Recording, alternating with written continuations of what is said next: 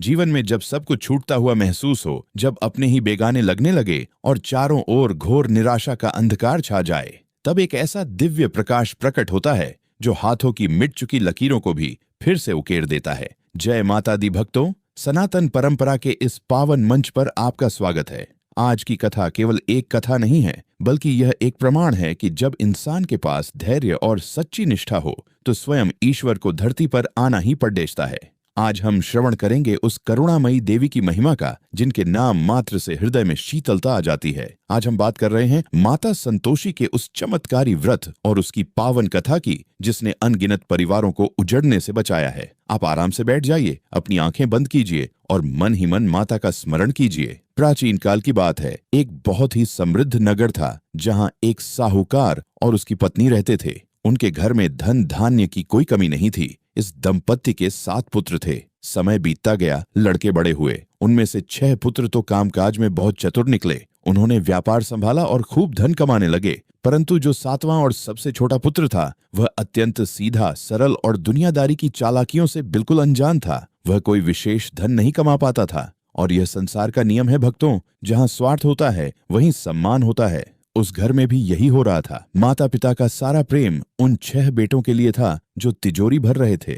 छोटे बेटे को कोई पूछता तक नहीं था। हद तो तब हो गई जब घर की माता अपने 6 कमाऊ बेटों को नाना प्रकार के स्वादिष्ट व्यंजन परोसती और उनके भोजन करने के बाद जो जूठन बच जाती, वही जूठन वह अपने सबसे छोटे बेटे की थाली में सजाकर दे देती। छोटा बेटा इतना मातृभक्त था कि वह उसी जूठन को अमृत मानकर ग्रहण कर लेता। उसने कभी पलटकर कोई प्रश्न नहीं किया। लेकिन किसी ने सच ही कहा है कि एक स्त्री अपने पति का अपमान कभी सहन नहीं कर सकती। छोटे बेटे की पत्नी अत्यंत गुणवान, संस्कारी और पतिव्रता थी। वह रोज इस अन्याय को अपनी आंखों से देखती और खून के घूंट पीकर रह जाती। एक दिन उसे रहा नहीं गया। जब उसका पति वह झूठा भोजन करने बैठा तो पत्नी का हृदय छलनी हो गया। उसने रोते हुए अपने पति के चरण पकड़ लिए और कहा, हे प्राणनाथ, आप यह क्या अनर्थ कर रहे हैं? आप अपने ही भाइयों की जूठन खा रहे हैं। इस घर में आपका कोई मोल नहीं रह गया है। पति ने हंसते हुए कहा, पगली, तू ये कैसी बातें कर रही है? वह मेरी जन्मदात्री है, मेरी माँ है। एक माँ कभी अपने बेटे को झूठा भोजन कैसे दे सकती है?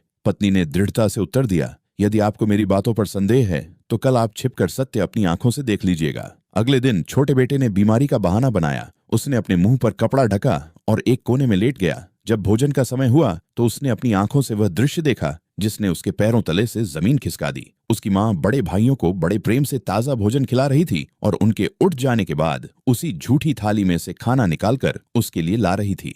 ये देखकर उस युवक का भ्रम टूट गया। उसका हृदय भारी हो गया। वह समझ गया कि इस संसार में केवल धन का ही सम्मान है, भावनाओं का नहीं। उसने उसी क्षण एक कठोर निर्णय लिया। वह अपनी पत्नी के पास गया और भरे हुए स्वर में बोला, तुम सत्य कह रही थी, जहां सम्मान न हो वहां रहना व्यर्थ है। मैं आज ही यह घर छोड़कर परदेश जा रहा हूं। जब तक मेरे पास धन और सम्मान नहीं होगा, मैं लौटकर इस चौखट पर कदम नहीं रखूंगा। पत्नी की आंखों से अश्रु बहने लगे। उसने अपने पति के मस्तक पर तिलक लगाया और गोबर से सने हुए अपने हाथों की छाप अपने पति के वस्त्र पर एक निशानी के रूप में लगा दी। पति के जाते ही उस घर में पत्नी पर अत्याचारों की बाढ़ आ गई। सास और जेठानियों ने अपना असली रूप दिखा दिया। उसे घर के सबसे छोटे कोने में फेंक दिया गया। उससे दासी की तरह काम लिया जाता। उसे जंगल से भारी लकड़ियां लाने भेजा जाता और बदले में उसे नारियल के खोपड़े में पानी और चोकर की रोटी दी जाती। परंतु वह सती स्त्री सब कुछ सहती रही। वह हर दिन अपने पति के लौटने की राह देखती। उधर परदेश में वह युवक एक सेठ की दुकान पर काम करने लगा। उसकी ईमानदारी और अथक परिश्रम ने रंग दिखाया। धीरे धीरे उसने व्यापार में इतनी तरक्की की कि वह स्वयं एक बहुत बड़ा व्यापारी बन गया। उसने अपार धन कमाया, लेकिन काम की आपाधापी में वह अपने घर की सुध भूल बैठा। इधर पत्नी की दशा दिन प्रतिदिन दयनीय होती जा रही थी। उसके शरीर पर वस्त्र फट चुके थे और वह हड्डियों का ढांचा मात्र रह गई थी। फिर एक दिन एक ऐसा अद्भुत संयोग बना जिसने उस स्त्री के जीवन की दिशा ही बदल दी। वह जंगल में लकड़ियां बीन रही थी। तेज धूप और भूख के कारण वह मूर्छित होने ही वाली थी कि अचानक उसे कुछ दूरी पर महिलाओं का एक समूह दिखाई दिया। वे सभी लाल वस्त्र धारण किए हुए थीं और बड़ी श्रद्धा से एक देवी का पूजन कर रही थीं। वह स्त्री किसी तरह उनके पास पहुंची। उसने हाथ जोड़कर बहुत ही क्षीण स्वर में पूछा, हे माताओं, आप यह किस देवी की आराधना कर रही हैं? इस व्रत का क्या विधान है और इसे करने से कौन से फल की प्राप्ति होती है?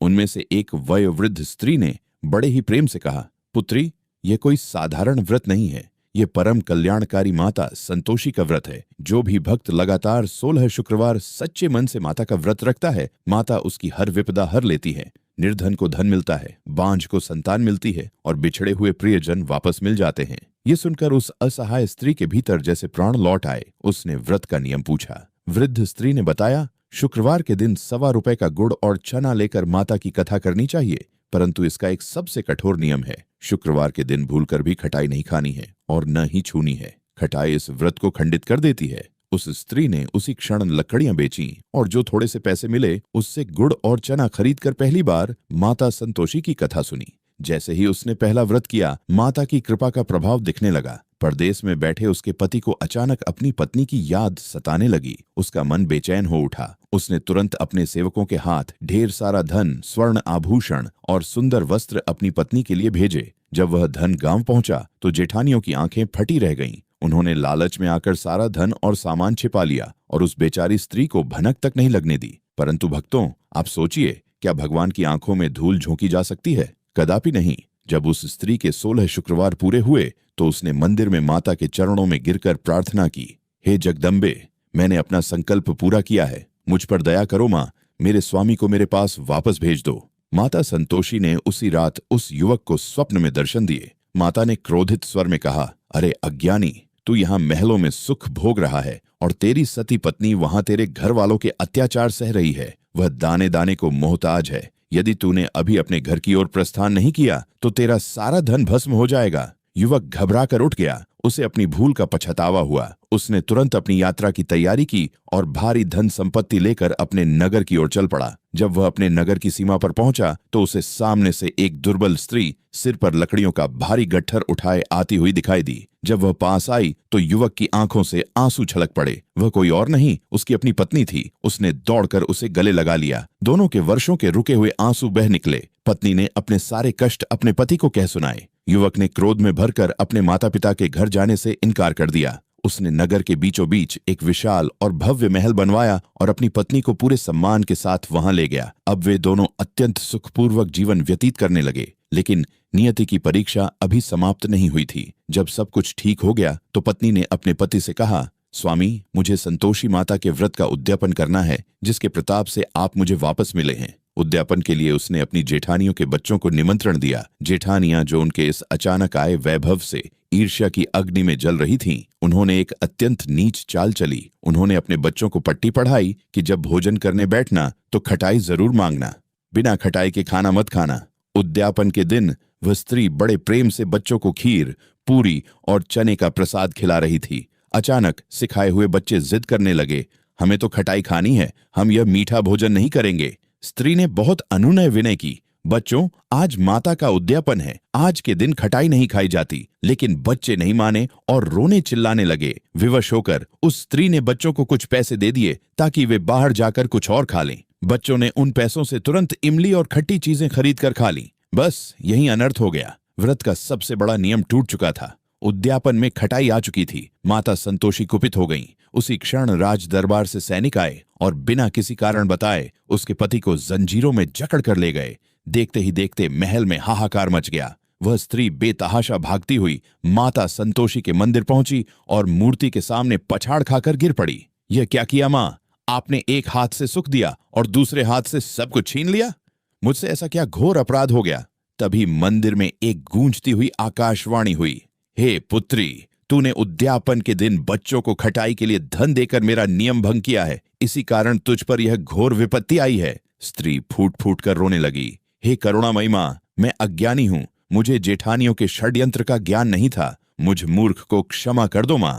मैं आने वाले शुक्रवार को पूर्ण विधि विधान से आपका उद्यापन करूंगी। माता संतोषी तो दया का असीम सागर है। अपने भक्त का सच्चा पश्चाताप देखकर उनका क्रोध शांत हो गया। चमत्कार देखिए, अगले ही दिन राजा को स्वप्न आया कि उसने एक निर्दोष को बंदी बनाया है। राजा ने तुरंत उस युवक को रिहा कर दिया और ढेरों उपहार देकर उसे ससम्मान विदा किया। आने वाले शुक्रवार को उस स्त्री ने फिर से उद्यापन किया, परंतु इस बार उसने ईर्ष्यालु जेठानियों के बच्चों को नहीं बल्कि नगर के योग्य ब्राह्मणों और गरीब बच्चों को आमंत्रित किया, उन्हें भरपेट मीठा भोजन कराया और दक्षिणा दी। माता संतोषी अत्यंत प्रसन्न हुई। उन्होंने उस दंपत्ति को अखंड सौभाग्य, अटूट धन और सुंदर संतान का आशीर्वाद दिया। भक्तों, यह कथा हमें एक बहुत गहरा संदेश देती है। हमारे जीवन में खटाई केवल एक स्वाद नहीं है, यह हमारे मन में छिपी ईर्ष्या, क्रोध और असंतोष का प्रतीक है। माता संतोषी हमें सिखाती हैं कि जब तक हमारे भीतर असंतोष की खटाई मौजूद है, तब तक हम जीवन में वास्तविक सुख का मीठा स्वाद कभी नहीं चख सकते। आप जो भी कार्य करें, पूरे मन और संतोष के साथ करें।